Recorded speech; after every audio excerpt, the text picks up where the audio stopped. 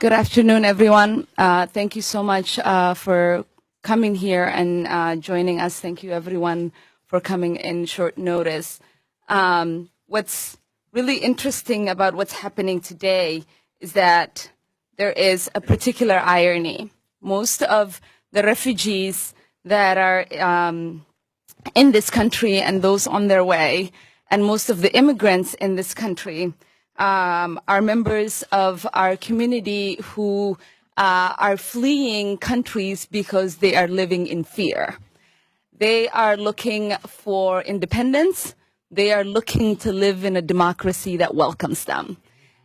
And the irony in this is that this country that people are fleeing to is becoming one of tyranny. It's becoming one of dictatorship, and it's becoming one that is turning its face against the values that it's supposed to stand for. The immigrants of today, the refugees of today, are not that far different from the refugees and the immigrants of yesterday. Your grandfathers, your great-grandfathers, your grandmothers, and your great-grandmothers, and some of you, your parents. The same for our president, his great-grandparents, or immigrants themselves.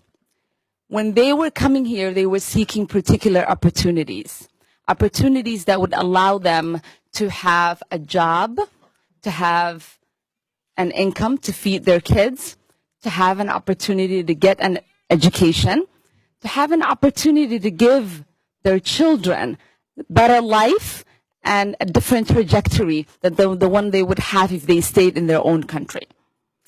That is what our current president got because of his great-grandparents fleeing for that particular opportunity.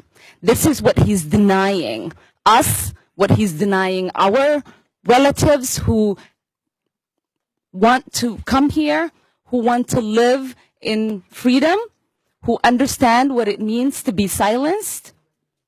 This is supposed to be the country that is supposed to welcome people. So here's what I want to say about the immigrants and the refugees that Donald Trump, our president, is trying to divide and fearmonger around. We are doctors, we're teachers, we're poets, we're business owners, we're factory workers. Despite the cold here in Minnesota and in many parts of America, we experience the warmth of welcoming neighbors. We raise children here, and we raise future leaders. I hope the new administration and other doubters will come and they will visit immigrant communities and they will see the kind of lives that we are building here. I want to offer an opportunity for our new president to come and spend a day with me to see what it is to be Somali, to be Muslim, and to be a refugee that has gotten the opportunity to have a new life. That is my message.